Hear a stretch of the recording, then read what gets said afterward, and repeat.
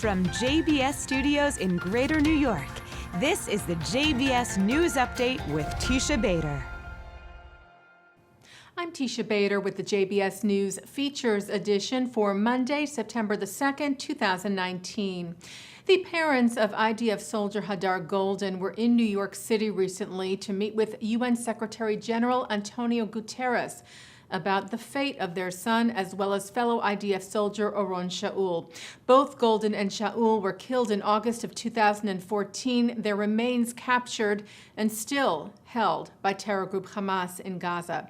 Simcha and Leah Goldin were joined by World Jewish Congress President Ronald Lauder and former Canadian Justice Minister Irwin Cotler at the end of last month at UN headquarters to push for greater international efforts for their son's return to Israel so they can be buried there. Guterres said he would raise the issue in meetings with global leaders during the UN General Assembly, which will begin on September the 17th, the same day, by the way, as Israel's national elections.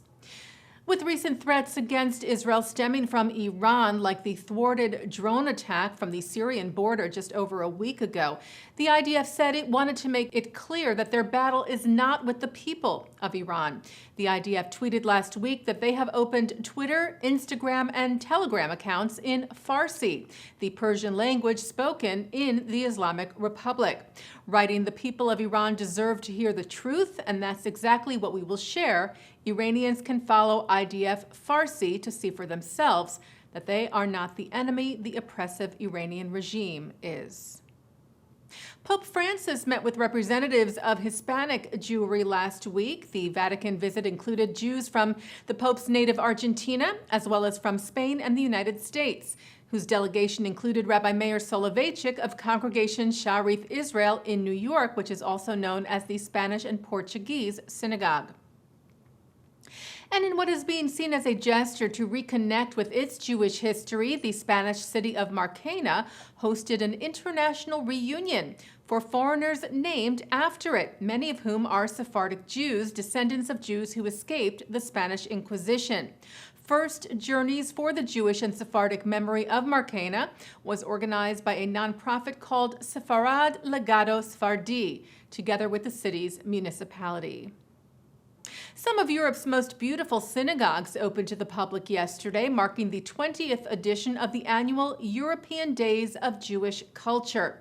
The Jerusalem Post reports that visitors will be given guided tours and visits to synagogues that are usually closed to the public for security reasons in 25 European countries, as well as Jewish cemeteries.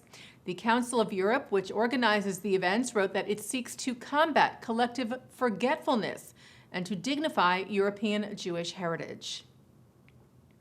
Israeli vision technology company Mobileye broke ground last week for a new research and development facility in Jerusalem.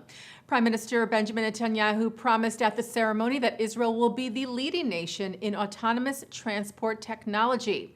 Mobileye is known for its collision avoidance technology, which is in more than 40 million vehicles around the world. Last month, they released a video on their autonomous vehicles, showing their latest technology in that area. Mobileye was purchased in 2017 by Intel for a record $15.3 billion, which is the largest sale of an Israeli company to date. We reported to you not that long ago that the Diary of Anne Frank was being made into an animated film by Israeli director Ari Folman, who made the Golden Globe-winning Waltz with Bashir, the new film called Where is Anne Frank? Well, now the beloved diary is coming to off-Broadway. Anne Frank the Musical is based on a successful French musical, which will be performed in English for the first time when it makes its U.S. debut at the American Sephardi Federation at the Center for Jewish History in New York City later this month. Director David Serrero, who will also star as Anne's father, Otto Frank, said this is a sad musical, yet full of hope, with a strong message for humanity. Taking a look now at our programming for tonight on JBS from Monday, September the 2nd at 7 o'clock, it's The Wisdom of Dr. Ruth. At 7:30, inductees into the Manhattan Jewish Hall of Fame. At 9, Mark Golub sits down with Joan Benny, the daughter of Jack Benny, on L'chaim. At 10, a night of Jewish humor at the 92nd Street Y. And coming up right after this newscast, it's The Jewish World. And that's the JBS News Features edition for Monday, September the 2nd. Enjoy the rest of your Labor Day. I'll be back tomorrow with the JBS News Update. I'm Teisha Bader.